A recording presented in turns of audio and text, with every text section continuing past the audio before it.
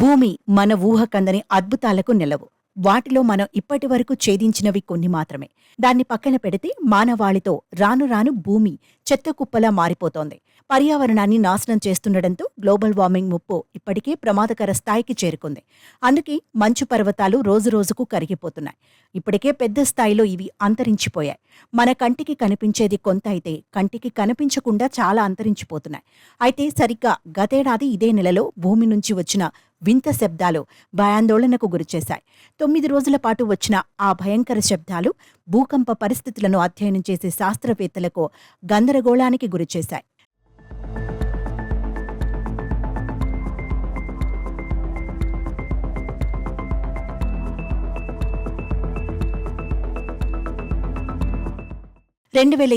సెప్టెంబర్లో భూమి నుంచి ఓ మిస్టరీ సిగ్నల్ వణుకు పుట్టించింది.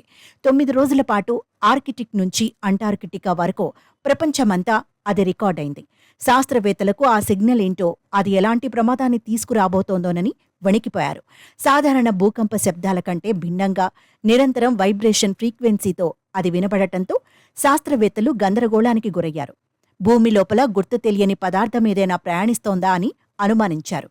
దీంతో ఈ శబ్దాలపై లోతుగా పరిశోధనలు చేపట్టారు. దానిపై పట్టు వదలకుండా అధ్యయనం చేసి చివరికి ఆ మిస్టరీ సౌండ్స్ ఏంటో కనిపెట్టారు. ఆ వింత శబ్దాలకు కారణం గ్రీన్లాండ్లో భారీ మంచు చర్యలు విరిగి పడటమేనని తెలిసింది. మంచు చర్యలు విరిగి పడటంతో ఏర్పడిన సునామీ అలల శబ్దంగా గుర్తించామని శాస్త్రవేత్తలు తేల్చారు.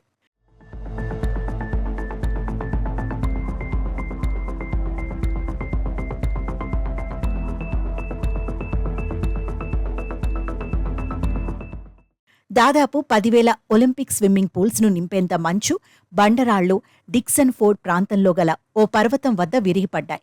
చాలా ఎత్తు నుంచి మంచు చర్యలు పడటంతో భూమి ఒక్కసారిగా కంపించింది.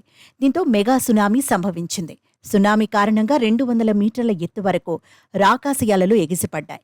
ఈ భారీ అలల ప్రభావం 9 రోజుల వరకు కొనసాగిందని అధ్యయనకారులు వెల్లడించారు. దీని కారణంగానే ప్రతి 90 సెకండ్లకోసారి ఆ శబ్దాలు వినిపించినట్లు తెలిపారు.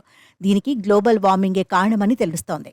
డిక్సన్ ఫోర్డ్ ప్రాంతంలో 4,000 అడుగుల ఎత్తులో ఉండే మంచు పర్వతాల బేస్ వద్ద ఉన్న హిమానీ నదం గత కొంతకాలంగా కరుగుతూ వస్తోంది. దీంతో గ్లేషియర్ కొన్ని పదుల మీటర్ల మందాన్ని కోల్పోయి పల్చగా మారింది.